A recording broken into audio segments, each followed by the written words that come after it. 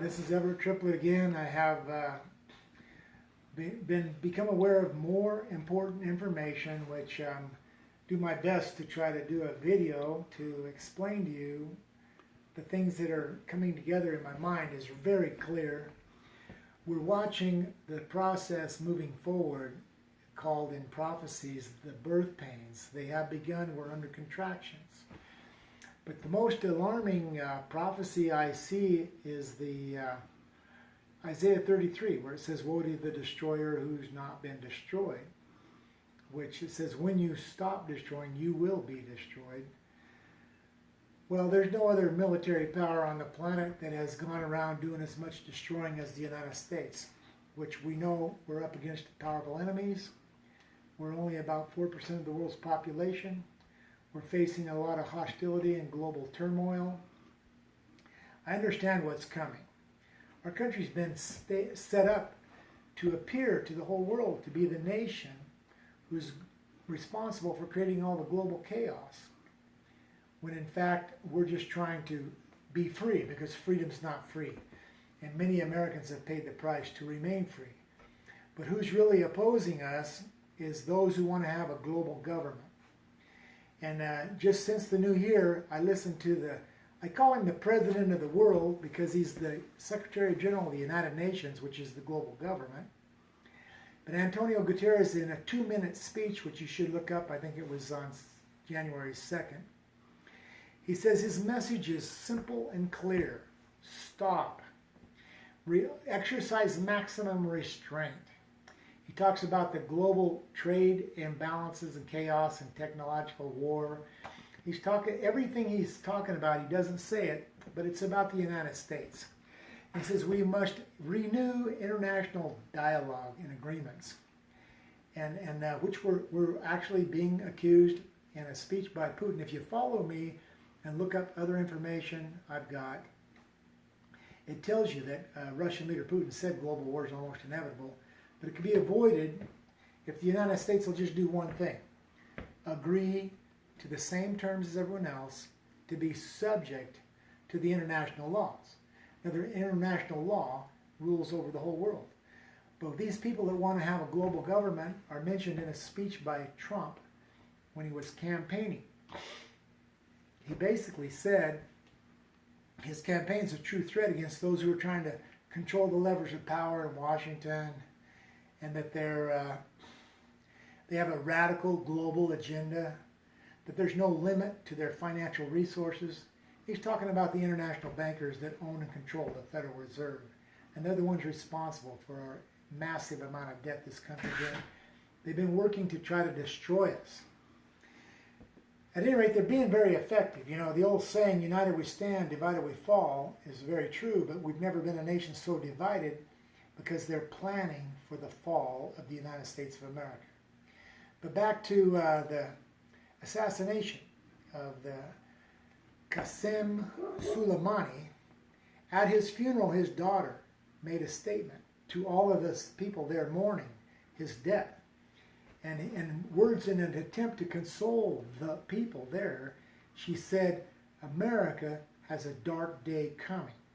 What I've already known from my research is that there's going to be, it's inevitable, it's imminent. This country, they're going to take down our power grid. That it's going to be lights out. It's just like an old cowpoke sitting on a barroom stool at the end of a long, hard day, and somebody been laying for him, walks up behind him and goes, kaboom, and knocks him clear off the barroom. He's laying sprawled out on the barroom floor, knocked out. That's called having your lights punched out.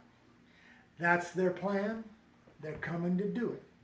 It's inevitable. Once you understand that, it fits into Isaiah 33's prophecy about the destroyer who's never been destroyed. It says when, now that's an important word to pay attention to. It says when the destroyer stops, he will be destroyed. And then it says later in the same chapter, the brave men are crying aloud in the streets. The envoys of peace are weeping bitterly. The highways are deserted. There's no travelers coming and going on the roads. Highways are, that's EMP causes that. It disables all of our modern vehicles.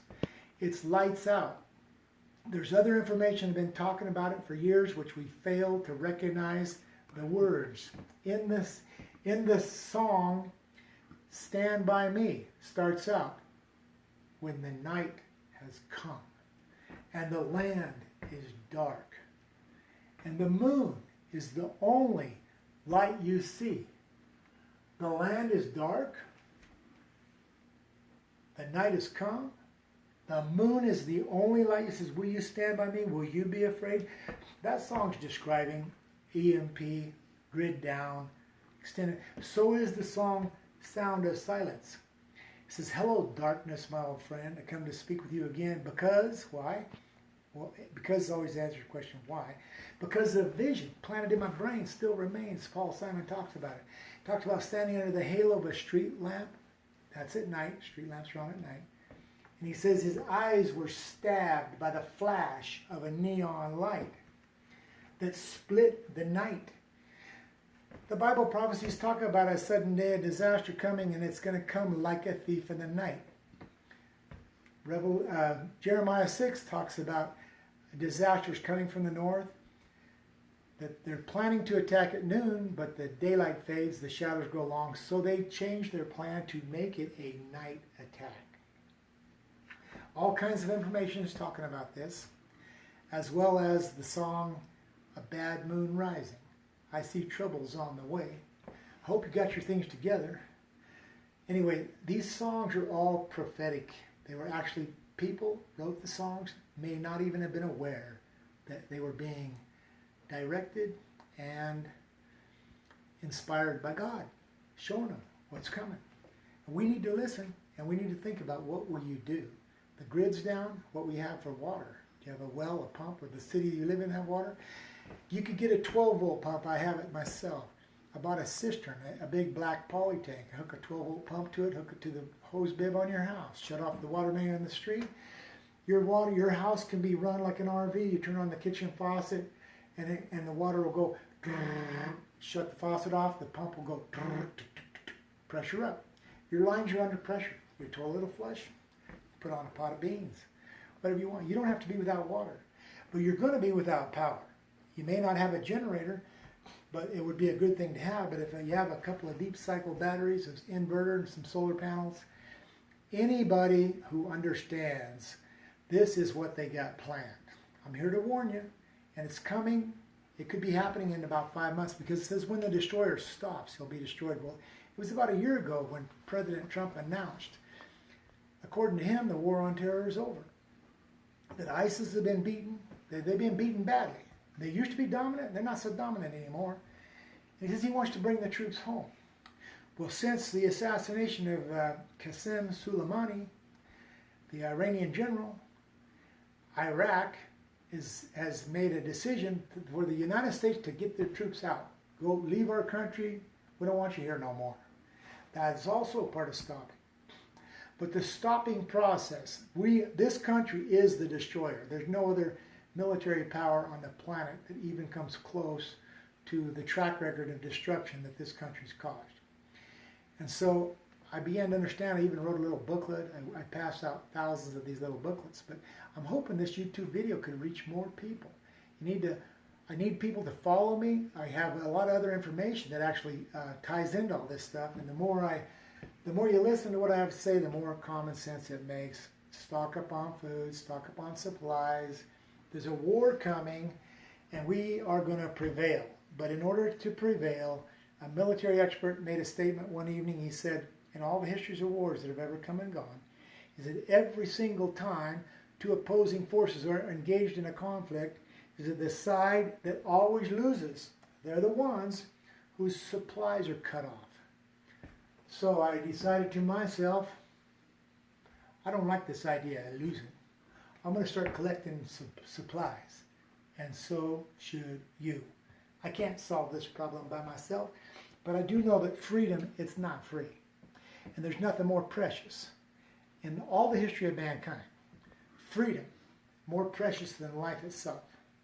For example, Mel Gibson in the movie Braveheart, they're about to cut his head off. The last thing he screamed out is, freedom! And they cut his head off. But freedom is what he died for. We are the last of the free people. This global government is an attempt to enslave all of mankind.